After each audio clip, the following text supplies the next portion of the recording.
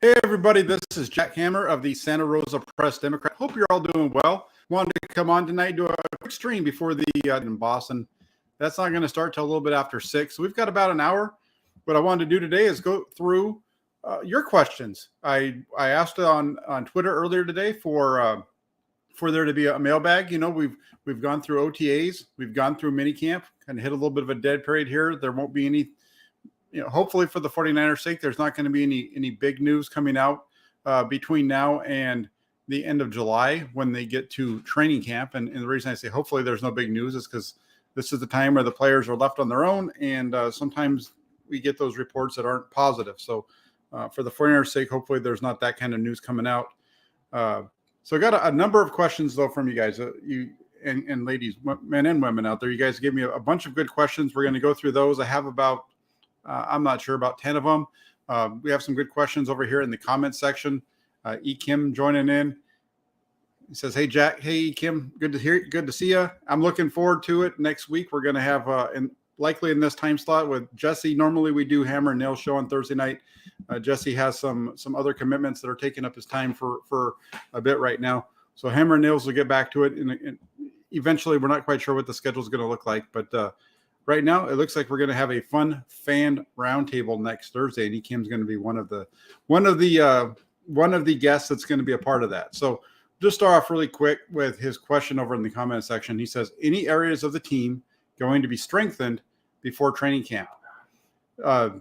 This is an interesting question. I'm not sure, other than maybe along the interior of the offensive line, areas that the Flyers need to go out and work on strengthening. It actually matches up with one of the questions that I received in a way, just because when you look at this roster, it's extremely deep. I think, maybe center, if they want to move on from Jake Brendel and go with JC Treader, that would be a move that they could use to strengthen their team if they feel like that's going to actually strengthen the team. But beyond that, I don't see them really making a need to go out and add a bunch of pieces, or even maybe add a piece. I think this roster, the way that it's set, is pretty solid right now. And getting back to the question that came up, and the comment was, I'm looking for it here, and it was from Niners Jess, and she asked, "What position group or groups took a big step forward this offseason?" It kind of goes along with your question, E. Kim. And that, when you look at the 49ers, this roster is incredibly deep, I think, especially at the running back position, cornerback, and at wide receiver. They've gotten a lot better at all of those from what I've seen. Particularly, let's start with the cornerback spot. At cornerback, they went out, they made a big acquisition this offseason during free agency. They brought in Charvarius Ward. That provides a significant upgrade for the 49ers secondary, especially out at the cornerback spot. And then you factor in that, they were able to bring back Jason Verrett. Now, if Jason Verrett is healthy and you're able to start Charvarius Ward on one side and Verrett on the other, that could be one of the best cornerback tandems in the league, with their ability to play man coverage and the things that those two can do. That would be a tremendous group. And then you also have Emmanuel Mosley and Ambry Thomas, who were your starting cornerbacks in Week 18 against the Rams and through the playoffs. Mosley had missed some time there towards the end of the regular season, but Thomas was in there. And those are two players that are good NFL level cornerbacks. And so I think and it goes beyond that as well. They went out and they brought in Samuel Womack. They brought in Tariq Castro-Fields in the draft. So they have a pretty solid cornerback room. At safety, it's a little bit. There might be some question marks there at safety, but even with that safety group, you have Talhu Fonga, who seems to be moving and improving. They brought in George Odom from Indianapolis. So that group's solid. And then who knows what's going to happen. They still have Jaquaski Tart sitting out there. So we'll see what happens, and if they bring Tart back before training camp or not. There's maybe a little bit of flexibility there. So that kind of answers your question as well, E. Kim. So continuing on with Niner Jess's question, the other one is the wide receiver room. I think the wide receiver room is probably one of the biggest improvements on the team overall. You already have Deebo Samuel, Brandon Aiyuk, and Juwan Jennings. Those are the guys that are leading the way. But what they did this offseason is they really took the rest of the room and made it better. You have Ray McLeod. He was making plays all over the field. It was very similar to what we saw last year in training camp. And then you have Danny Gray, the rookie. He's going to definitely be an improvement over Travis Benjamin. Benjamin didn't have any catches last year, only 5 targets. I would expect to see more out of Danny Gray this offseason. So that's a pretty solid 3, 4, or 4, 5 for your wide receiver group. And then beyond that, you get to your number 6, and you have veterans in Malik Turner, who is a very capable wide receiver and special teams player. You have Austin Mack and Marcus Johnson. All 3 of those guys really fit in well and are upgrades over what the 49ers had at the back half of their roster last season in terms of the wide receivers. And then they also have a couple of rookies that they're going to be fighting with for that spot in Tate Martin and Taysir Mack. So that wide receiver room is really deep. It's going to be a lot of fun to see what they put together in that area. And it's going to be, I think it's going to be a really tough group to crack. When you start to look at it in the way that it kind of sets itself up in the wide receiver room, like I said, you already have the 3. Danny Gray is going to make the roster. Ray McLeod, so you pretty much know who the 5 are. So that 6 guys be where the question comes from. But I think that it's an upgrade over what they had last year. When you look at the wide receivers last year, I think Ray McLeod is going to give you more than what Trent Sherfield gave you last year. Sherfield only had 20 targets, 9 receptions, total of 87 yards on the season. Ray McLeod should be able to give you more than that based off of what we've seen of him in the during OTAs and minicamp. I know Sherfield was kind of the star of training camp last year, but that 4th wide receiver, it'll be interesting to see how many targets that player gets. But overall, this group's going to be better. I think, Mohamed Sanu, he was the guy he's been replaced by Juwan Jennings, right? Juwan Jennings stepped into that role in the second half of last year, came on strong, and he continues to improve. It's going to be a really good group there. And then you slide into the running back room, and at running back, that's another, really stacked group. You have, in my opinion, the top 3 are going to be Elijah Mitchell, Trey Sermon, and then the rookie that they drafted this year, Tyrion Davis-Price. So that gives you 3 guys who are either in their second or first year in the league. And then you have veteran Jeff Wilson Jr. and Jermichael Hasty battling for that final roster spot, along with undrafted rookie free agent Jordan Mason.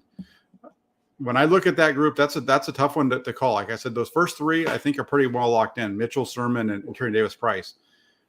The 4th spot, I would lean more towards that being Jordan Mason. We'll get into that question a little bit more. What's interesting though, at all these, right, whether it's the 6th wide receiver or the 4th running back on the roster, whoever that player is needs to be somebody who can also play special teams. So when we look at, for example, the wide receiver room, that's where a guy like Malik Turner gets the nod for that final roster spot on the team because of his amount of snaps that he has in the NFL on special teams. Same thing with the running back room and Jeff Wilson Jr. He's a veteran who has the ability to play special teams. We've seen him do a number of different things. Not only does he play special teams, but he has the ability to line up in the backfield as both a fullback and a halfback. So that's one of those things where you start to put the roster together, it can get a little tight and a little interesting, and that's usually kind of how it ends up working out. So we'll see how it goes. And then real quick, before we get into the next question, I just want to throw this up. The Village Idiot. I don't know if you're the Village Idiot or if it's me. Maybe it's me, but I appreciate the super chat, the donation there, the $10 there. I really appreciate that a lot. So thank you very much. And look at that. We've got the Celts Chronicles in here. He says, according to Rich, Warriors. What's up, Jack? Hey there, Celts. Good to have you on board. Lukey asks or says, when TDP was drafted, the first thing that popped in my head was, what happened to Trey Sermon? If Sermon is coming along nicely, the 49ers backfield will be massive. And I think that's going to be the case. I think that they like Sermon more than people realize. I know that he didn't get a lot of playing time there, but I think that moving forward, he's a key piece to that room going into 2022, more so than we've seen in the past. And we kind of heard that a little bit yesterday when or during the state of the franchise stuff from Kyle Shanahan. So let me get in here really quick. Cadmus, he came in and he asked, post June 1, we're now past June 1, and Dee Ford still on the roster. Is this because he cannot pass a physical? If yes, does that hold true into the regular season?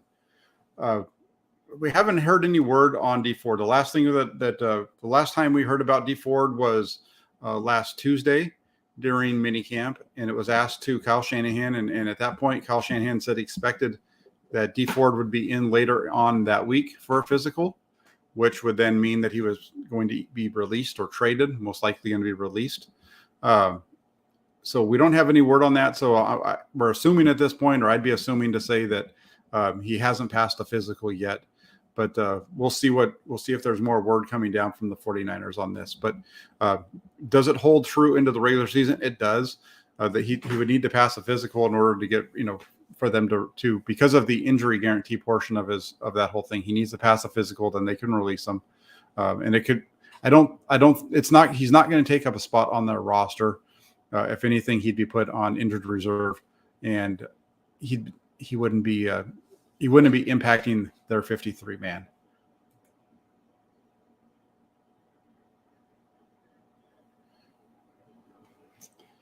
Let me jump over to the next one real quick.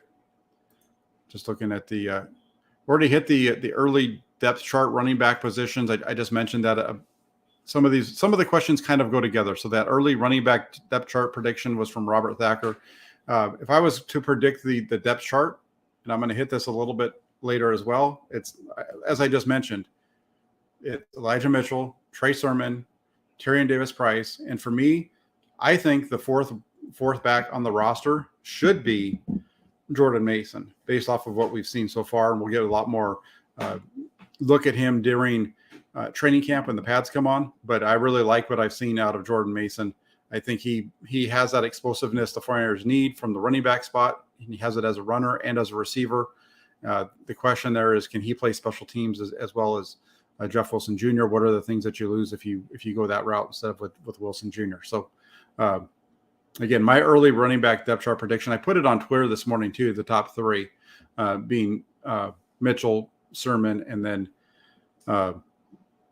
Davis-Price. And then my fourth is Jordan Mason. Next up, we have Christian Brook. He came in and asked, do you think Trey Lance and Brandon Aiyuk will both have breakout years? Well, the thing here is Trey Lance, it's going to be his first year. So whatever he does is really kind of setting the bar for himself. As far as Brandon Aiyuk goes, that's a really good question. Aiyuk came in and it wasn't he didn't really set things on fire during OTAs and minicamp. That really went to Ray McLeod. It's not like they didn't try to get the ball to Aiyuk. They tried to get it to him a few times, and it just wasn't there. It was a little bit hit and miss. It wasn't as, having Lance and Aiyuk having spent time together working out down in Southern California, you kind of would have expected them to come into training into the offseason, OTAs and minicamp on the same page. They've been working, throwing the ball around and things like that together. We haven't really seen that connection lighted up yet. They looked good together last year during training camp. They looked good at times together last year during the regular season as well. So I do think that Brandon Aiyuk is going to have a good year. I think that playing with Trey Lance is going to help him put up better numbers. We just haven't seen it yet.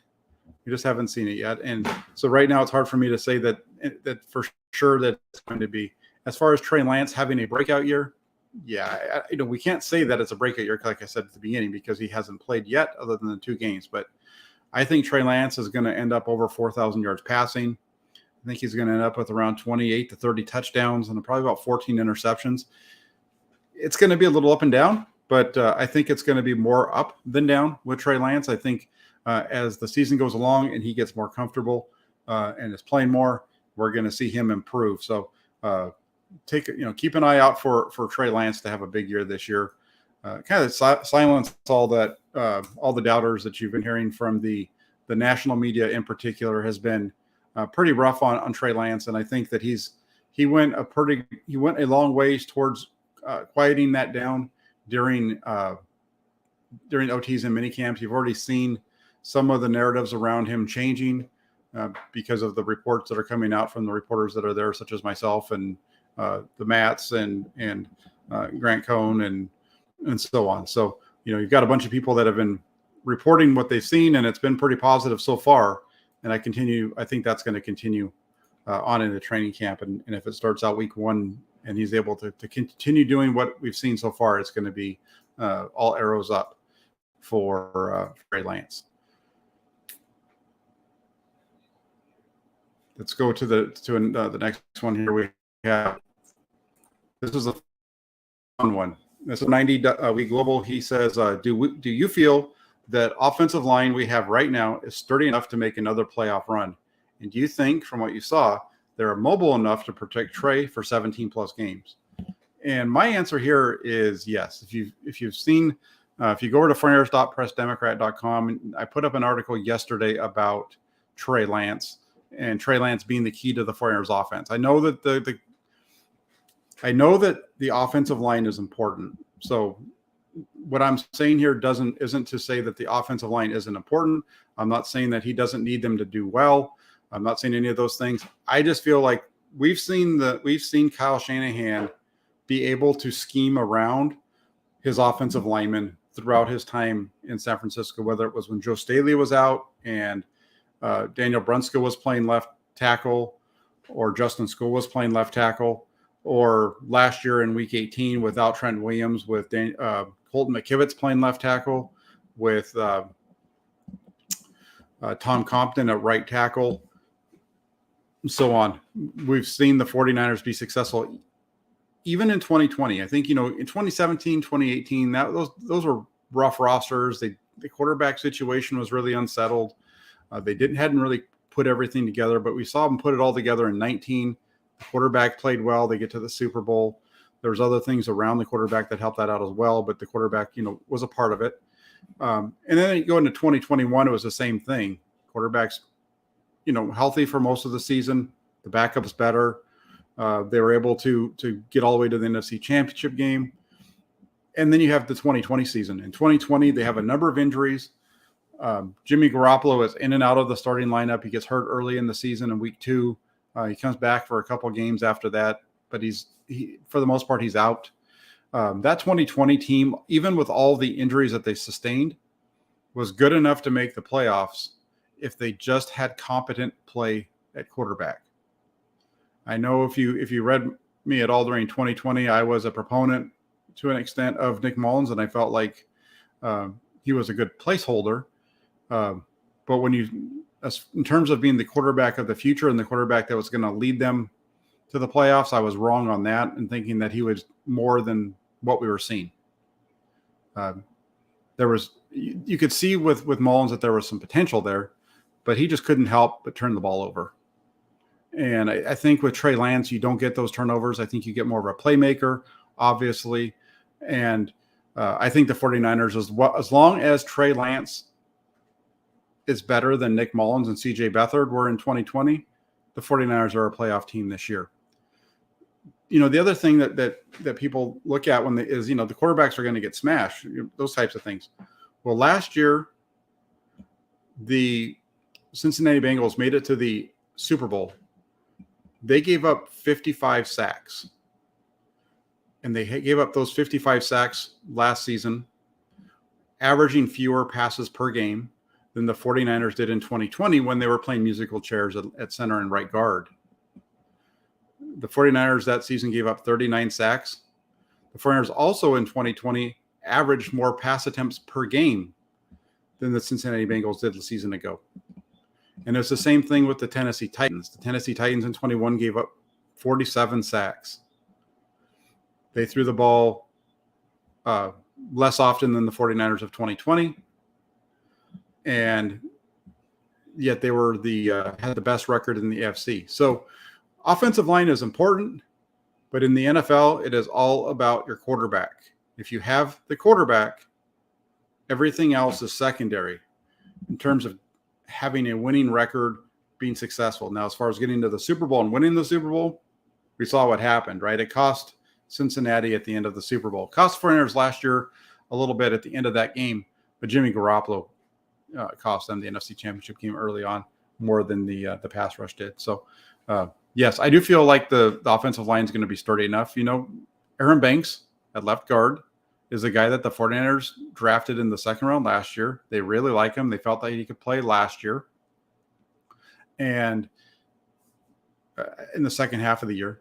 And I think when people look at Aaron Banks and the fact that he wasn't starting early on, I think part of that is because they forget that he was injured early.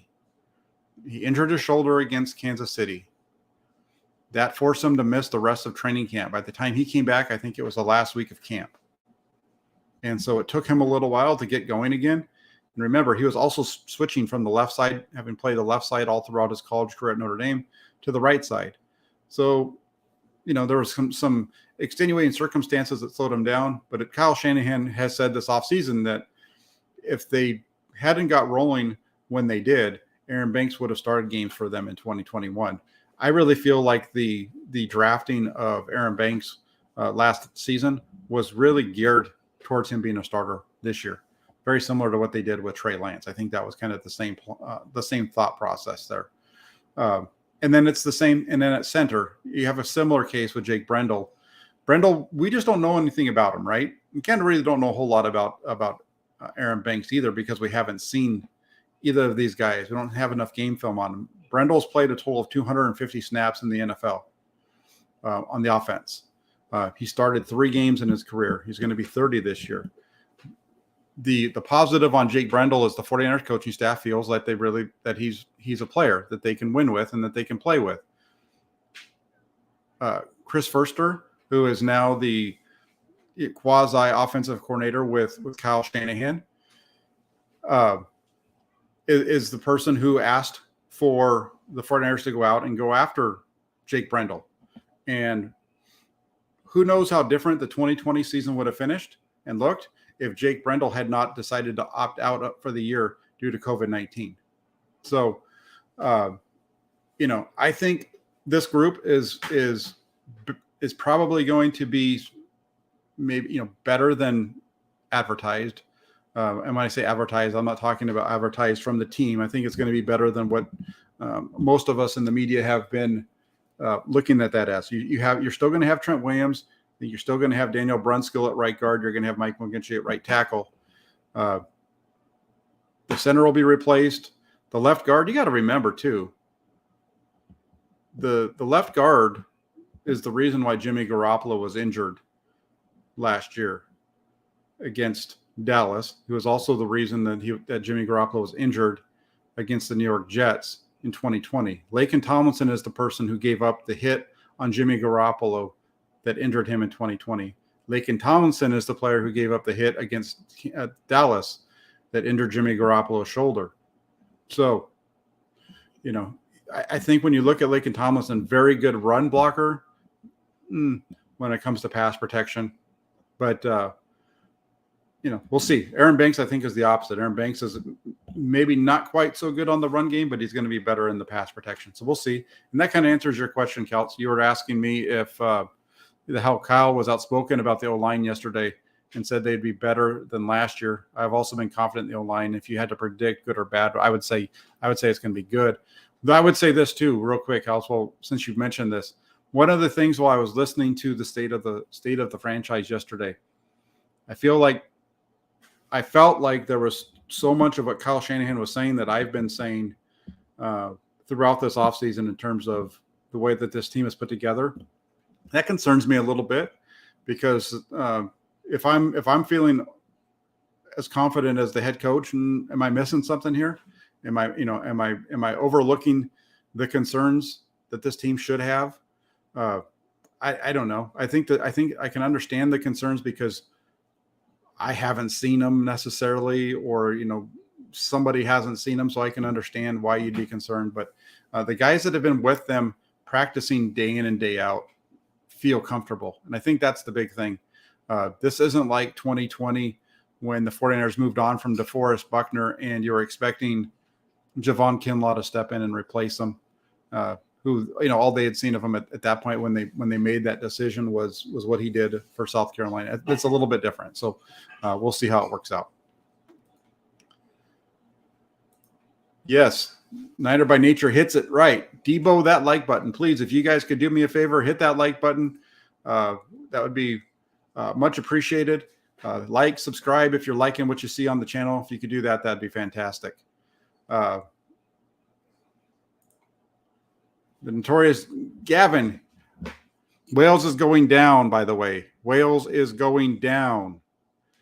But since you asked, if Trey goes down, who do you see stepping in at quarterback, Sudfeld or Purdy? I think it's going to be Nate Sudfeld. I think that's the direction that the 49ers are trending in. I think Purdy is the guy that'll be the third. This year, I think the expectation is for Purdy to be the long-term backup, but I don't think they expect him to be the backup this offseason.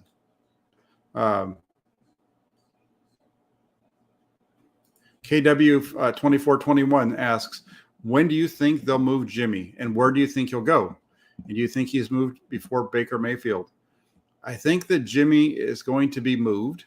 Jimmy Garoppolo will be moved once his shoulder is healed and he's able to throw the ball. And so we're coming up on that now. That was supposed to be end of June, early July.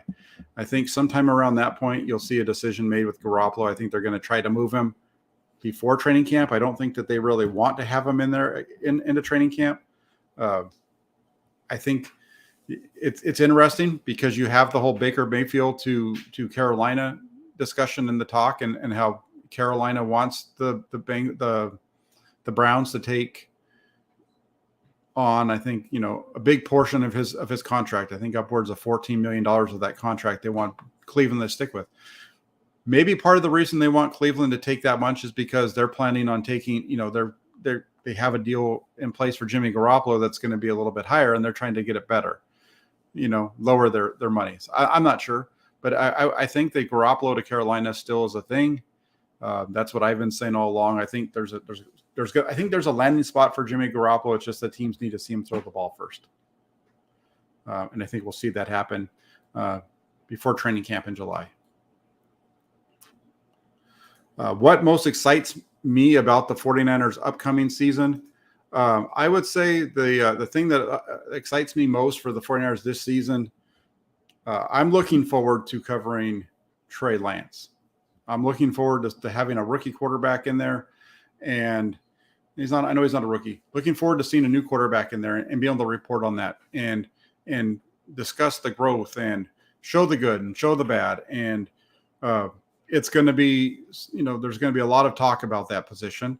I'm really looking forward to seeing what Trey Lance does. And beyond that, why do I feel like the 49ers are going to have a good season? Because I think my early prediction was 13 wins.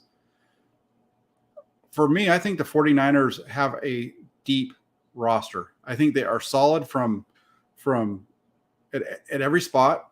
Maybe center would be, be the question mark. Left guard, I get it. I get the question. But when you look at the position groups as wholes, like the quarterback room took a little bit of a hit, I think, with Jimmy Garoppolo not being there.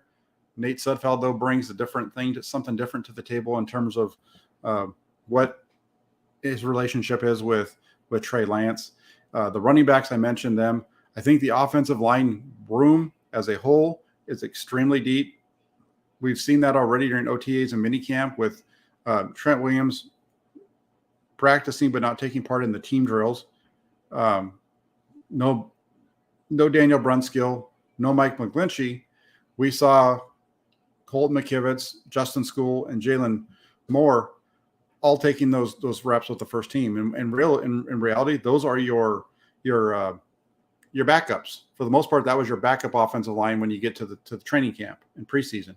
And then you have the second group, which has Nick Zakel and Spencer Burford, Keaton Sutherland at center, You have McKivitz and School kind of working at tackle in that, and you get a little bit of Jalen Moore working at tackle with that group. You just start to look at the depth of this roster, and I think that should provide some excitement because this is a deep team. They have a tough schedule that's coming up ahead of them, and I just feel like the depth on this roster is pretty solid.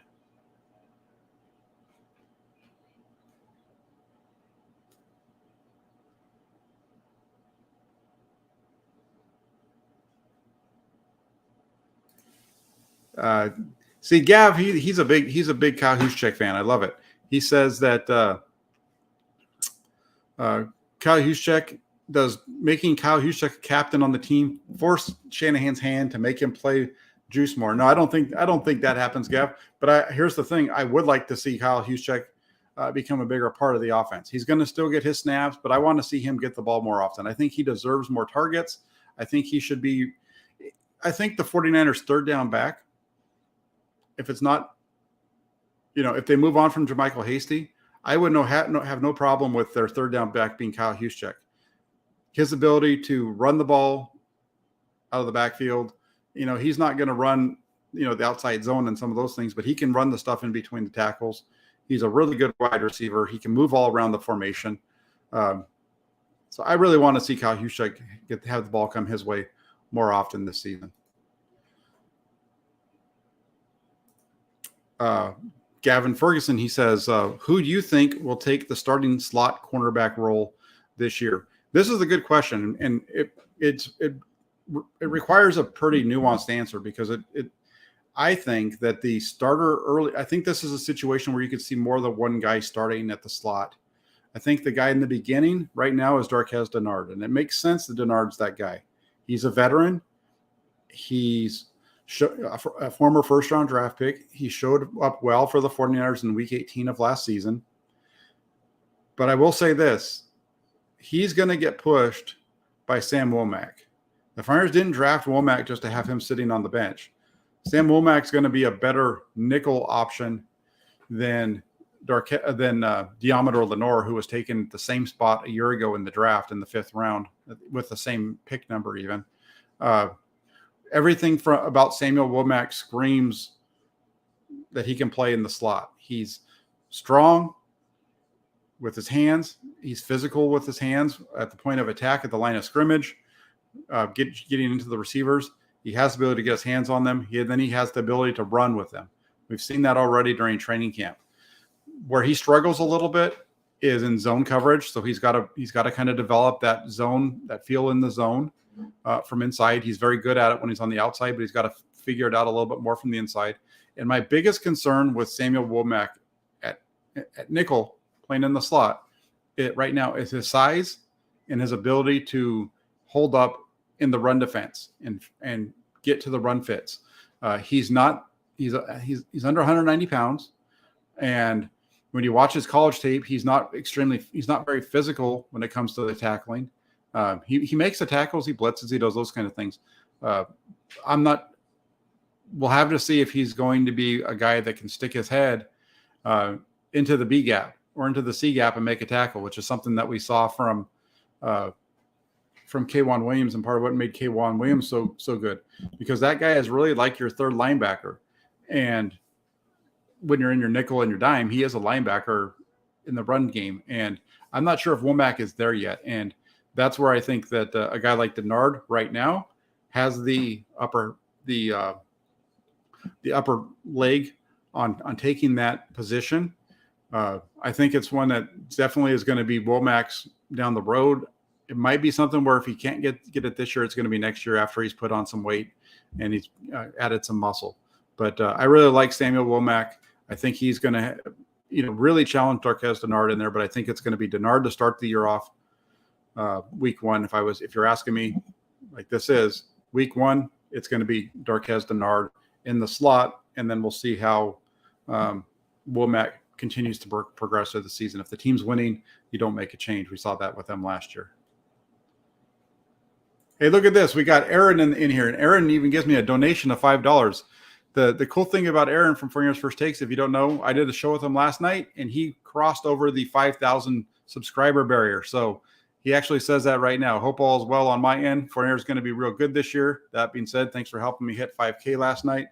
Nah, man, I was just there. You just were doing the show, and it just happened to be that I was the lucky guy on with you last night. But congratulations, Aaron, on hitting 5,000 subscribers on your YouTube channel last night.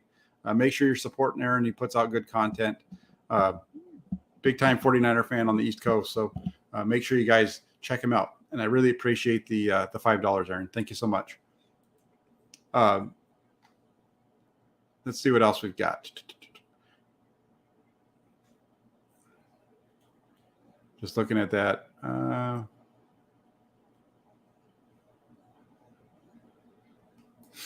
Jimmy to Atlanta. That's a good one. KW2421. How about Jimmy to Atlanta? He asks. That's an interesting one, right? I think they drafted a quarterback this year, and I know they brought in Marcus Mariota. That's an interesting prospect right there. I think with Garoppolo, wherever he goes, there's going to be a new deal that's going to be in place. I don't think anybody takes on Jimmy Garoppolo for his contract where he is right now. I think for his sake, the best thing is for the 49ers to be able to get, for him to negotiate a restructured deal with somebody that allows the 49ers to trade him. I think that helps the 49ers out. I don't know if he wants to help them out, though. But I think that's the best case scenario for the 49ers.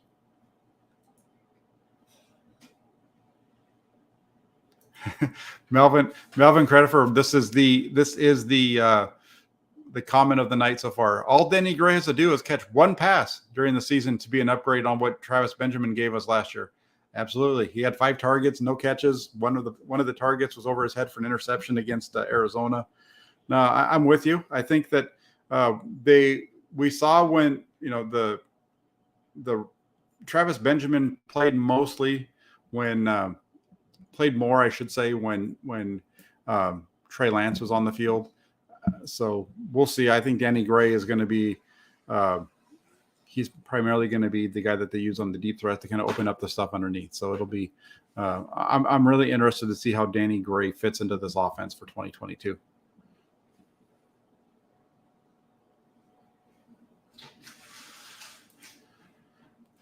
Notorious Gav says, Jack, does it look like Aiyuk has put on weight?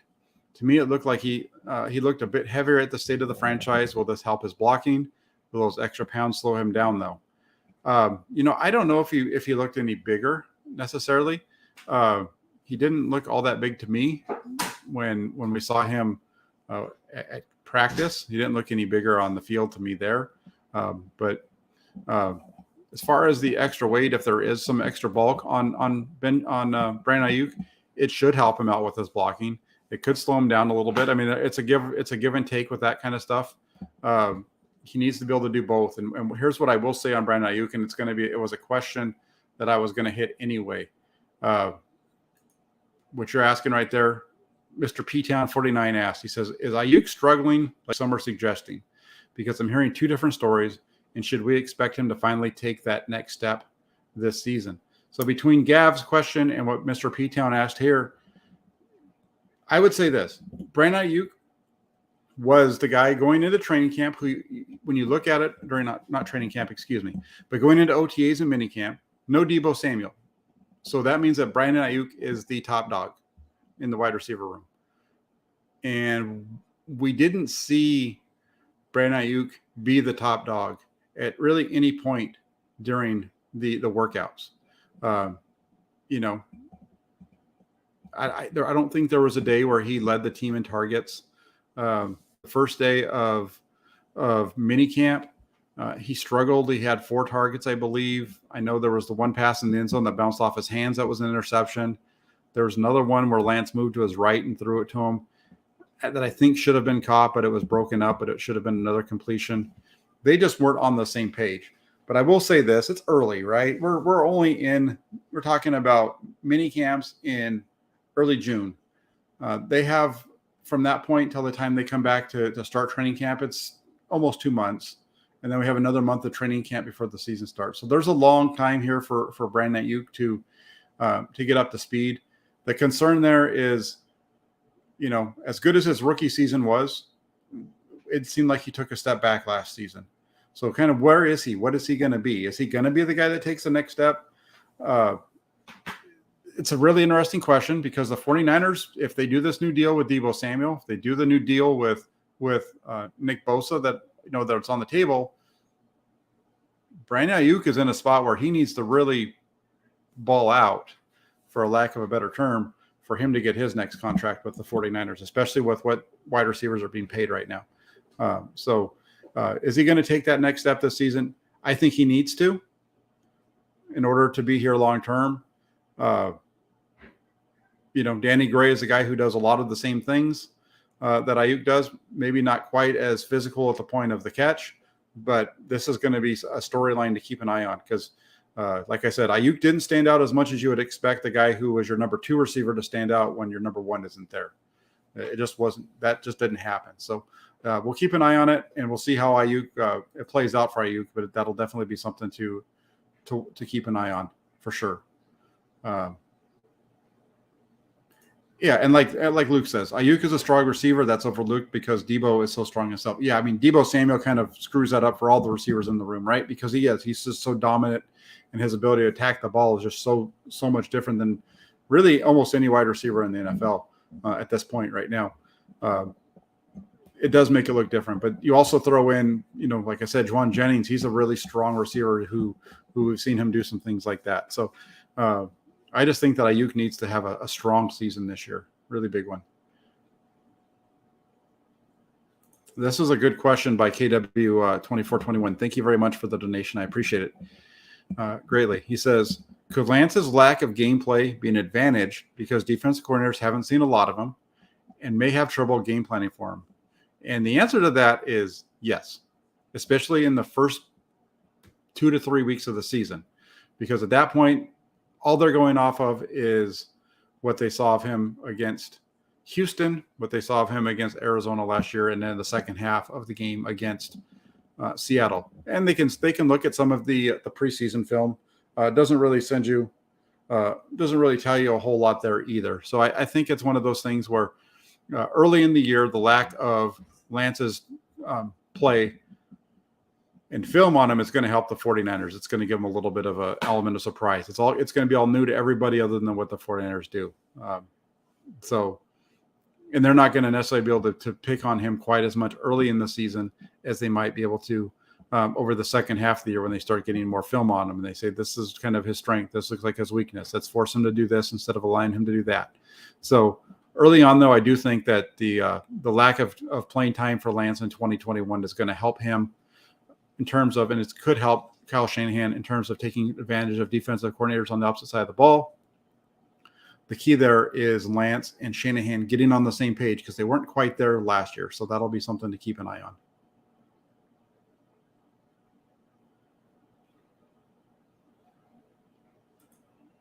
Hey, Andrew, he says the 49ers should bring back Jimmy Garoppolo for $12 million and ask him to stay home until needed. That's not really the worst idea I've ever heard either.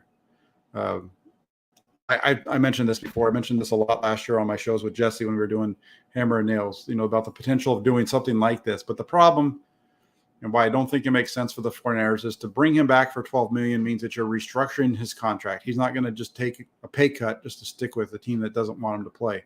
He wants to go somewhere else. So the only way you make this happen is if you do a restructured deal, pushing money down the road, which could come to bite them.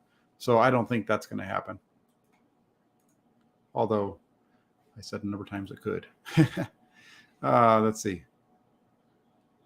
All right. So here's a good question from Uncle Salty. He comes in and says, who is going to be this year's surprise pass rushing star from our crowded D-line room? And then he throws out Drake Jackson, Charles Omenihu, or Kemoko Toure. And I'll give you my take on all three. Drake Jackson, take him out of this mix. He's going to be lucky to get, I think the plan is for him to have somewhere between 12 to 15 snaps. So I would say he's probably going to average around 15 snaps this season. He has a ways to go. He looks like I've said it a few times. Drake Jackson looked extremely good running around in one-on-one drills. When he was actually having to go up against offensive linemen, he kind of disappeared. So I take Drake Jackson out of this mix. If Drake Jackson gets 5 sacks this season, that will be way above and beyond what anybody should expect for a guy who was taken at the end of round 2. Now, moving on to Charles Omenihu. I like this. This is going to be an interesting one because Omenihu is listed as a defensive end. If you watched his film from when he was at Houston prior to joining the 49ers, you'll see that the majority of his pass rushing snaps with Houston came as a defensive tackle, came from the inside. Who does that remind you of? That's right. That's exactly what the 49ers did with Arden Key in 2021. And they had done that previously with Eric Armstead before they moved Armstead inside full-time over the second half of last year. So Omenihu is a guy who I think could do really well. I think he can get, multiple sacks. Does he reach the number that Arden Key did? Maybe. And here's the way that he does it, because Omenihu, when you think about, Arden Key had a great year last year, but he also had Nick Bosa drawing tons of attention from the offensive line. He had Eric Armstead drawing a bunch of attention. And then you have the other two guys, the guy on the outside who was Samson Ebukam, and then Arden Key. And Arden Key mostly getting one-on-ones and his ability to beat them. Can Omenihu do that? We're going to find out. And that brings me to Kemoko Turay. Turay had 5.5 sacks last year for Indianapolis. He is explosive as heck off the ball, very good with his hands. Saw it a number of times during training camp where he could get around the edge. If it had been a game, he would have blown the quarterback from here to Fremont. So I think that Turay is a guy who he's in competition with Samson Ebukam for that starting role opposite of Nick Bosa. As I just said with Omenihu, this is a position that's going to get a lot of one-on-ones. Nick Bosa draws a lot of attention. Eric Armstead draws a lot of attention inside. I think a guy like Turay, he's going to really push Samson Ebukam for the starting role. And if Turay's able to get more run and even maybe take that spot over from Ebukam, I think he betters what he did last year in Indianapolis. Those 5.5 sacks last year with the Colts was a career high for Turay. I think there's a very strong case. I don't have one. A very strong case for him to do that this year. So I think that's how I would answer that.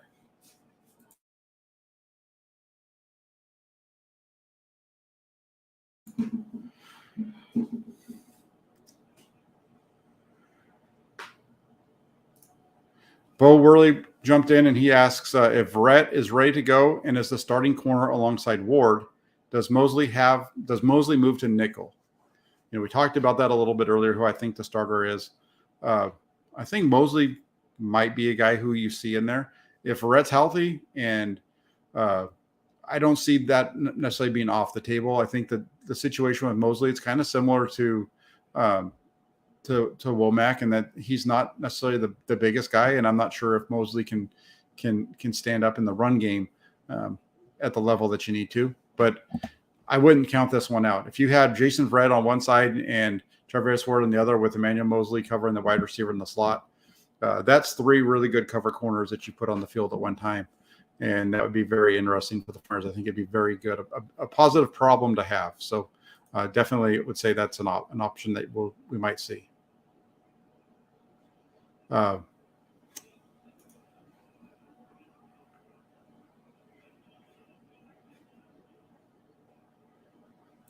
I want to throw this one up there because Jay asked this one earlier, and I got back to him on Twitter, kind of finding out wanted to know what what was expected of him. But is Kemoko Turay going to have a better season than expected? And I think a lot of people expect Turay to be a guy who's going to be a rotational piece in the defense.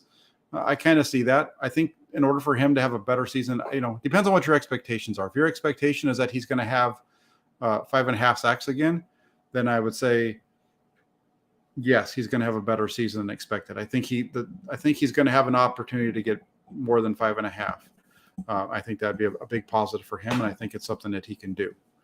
Turay, like I said, he looked really good during OTAs and minicamp. So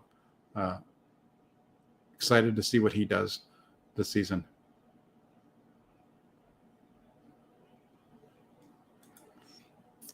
Adrian asked, this is about Brandon Aiyuk. What was Brandon Aiyuk not doing, or where was he lacking from your observation, Jack? He just wasn't Well, I mean, the one play, the ball bounces off his hand, so it's not catching the ball there. I don't know if he just not quite sure exactly what it is with him. It just, and then it's part of what we saw last year when he wasn't playing, and why he was kind of in the doghouse to begin with. He's kind of a streaky player in some ways, and he needs to get fed the ball a lot.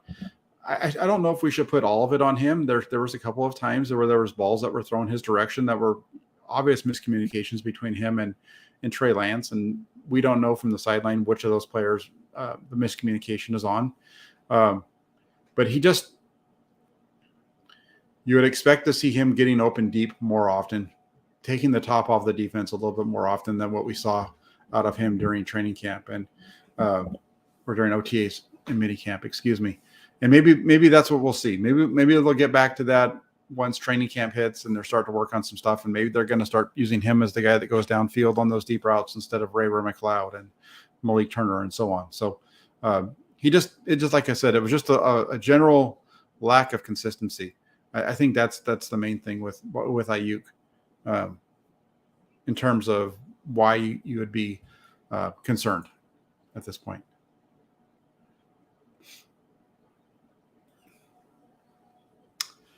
And then really quick, we're getting up on the Dubs game, so we'll take this one and then we'll wrap it up. He says KW2421. He says, what impact have you seen or expect to see from the addition of Anthony Lynn? I haven't really seen any. At this point to this point, we haven't really seen a whole lot of it. Even during the team drills, during OTAs when they all got together, it was still pretty pass heavy. We didn't really see a whole lot of run. We'll see more of that once they get to training camp and the pads come on.